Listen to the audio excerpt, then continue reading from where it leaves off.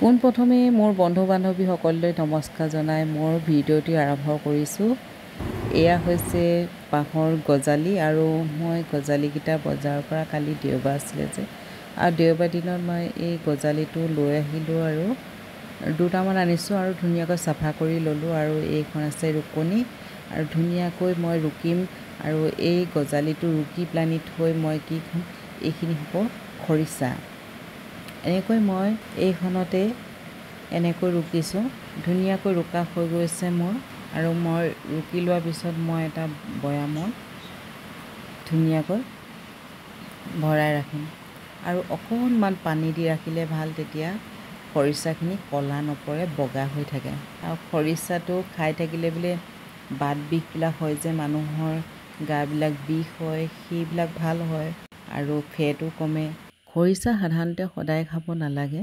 খৰিচাখিনি বনোৱা হৈ গ'ল, এতিয়া মই কেইটামান লাডু বনাই লৈছোঁ। লাডুটো আকৌ নাৰিকলৰ বনাইছোঁ, নাৰিকল আৰু তিল দিছোঁ, লগতে অকণমান চফগুটি দিছোঁ, অকণমান খাটি ঘি অকণমান দিছোঁ আৰু অকণমান চুজি দিছোঁ। যিহেতু বহুত ভাল লাগে তিল দিলে আৰু সেইটো কাৰণে অকণমান লাডুটো ক'লা ক'লা নিচিনা দেখিবলৈ হৈছে। আৰু এয়া মোৰ লাডু ৰেডি হৈ গ'ল। লাডু বনাই হৈ গ'ল আৰু এতিয়া মানুহজনৰ লগত অলপ ওলাই যাওঁ বুলি এয়া ওলাই ল'লোঁ, আমি দুয়ো অলপ ফুৰি আহোঁ। মানে তেওঁৰ কামতে আৰু ময়ো অকণমান গৈছোঁ আৰু ঘৰতে সোমাই থাকি অকণমান বেয়া লাগে নহয়, দিনটো সোমাই থাকিলে বতৰ ডাৱৰীয়া, ক'তো যাওঁ কি কৰোঁ এনেকুৱা নিচিনা লাগে। গতিকে মানুহজনে লগ ধৰিলে আৰু তেওঁৰ কামতে ওলাই গৈছোঁ এখন বাগিচালৈ বুলি। তেওঁৰ কাম আছে আৰু বাগিচাখন অলপ দূৰ আছে যাবলৈ। এতিয়া ব'লক আমাৰ লগে লগে বাগিচাখনো চাব, কোনখন বাগিচালৈ গৈ আছোঁ। তেনেহ'লে বন্ধু বান্ধৱীসকল চাই গৈ থাকক আমি কোনখন বাগানলৈ গৈ আছোঁ, মানে বাগিচালৈ গৈ আছোঁ। বৰষুণৰ বতৰ আৰু ৰ'দো নাই, গৈ ভালেই লাগিছে, ইমান বেয়া লগা নাই আৰু অলপ কিছু দূৰ আছে। দেখিছেনে ইমান ধুনীয়া আমাৰ অসমখন, সেউজ বনেৰে ভৰা, সেউজীয়া গছ গছনি দেখিলে ইমানেই ভাল লাগে নহয়নে? মই সেইটো কাৰণে কেতিয়াবা মাজে মাজে সেইকাৰণে আমাৰ অসমখনৰ এই সেউজীয়া গছ গছনিবিলাক চাবৰ কাৰণে ঘৰৰ পৰা কেতিয়াবা মানুহজনে ইফালে সিফালে গৈ থাকে আৰু তেওঁৰ লগতে মই এয়া জেগাবিলাক চাবৰ কাৰণে, আমাৰ থলুৱা জেগাবিলাক চাবৰ কাৰণে গুচি আহোঁ। আহি আমি টি ষ্টেট পালোহি। এয়া হৈছে মাৰ্ঘেৰিটাৰ নামদাং টি ষ্টেট হয় আৰু আহি পালোহি আৰু তেওঁৰ কাম হৈ গ'ল। কাম কৰি ল'লে আৰু তেওঁক চাহপাত এপেকেট খাবলৈ দিছে আৰু 1 কেজিমান হ'ব বোলে, খুব 1 নম্বৰ চাহপাত তেওঁক দিছে।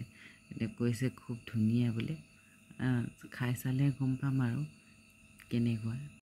এতিয়া আৰু চাহপাত এপেকেট পালোঁ যেতিয়া আৰু ঘৰলৈ এতিয়া গৈ আছোঁ, চাই গৈ থাকক ধুনীয়া আমাৰ অসমৰ ধুনীয়া ধুনীয়া মনোৰম দৃশ্য, ধুনীয়া ধুনীয়া পৰিৱেশ দেখুৱাম, আপোনালোকে চাই গৈ থাকিব।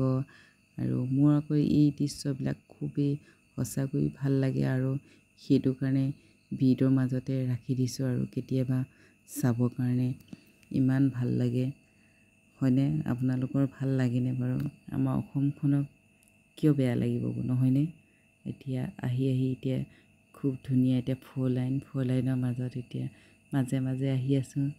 এতিয়া আন্ধাৰো হৈ আহিছে, ইমান মুকলি হাকলি, ইমান ভাল লাগিছে। আৰু কিছুদিনৰ পাছত এই 4 লাইনৰ কাষে কাষে ধুনীয়া ধুনীয়া ঘৰ হ'ব।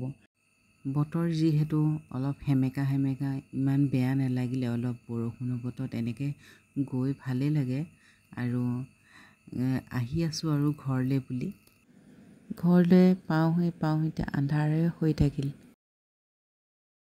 এতিয়া আৰু ভিডিঅ'টো সমাপ্ত কৰি দিছোঁ। বাই বাই বন্ধু বান্ধৱীসকল, পুনৰ ভিডিঅ' এনেকৈ লৈ আহিম, চাই থাকিব।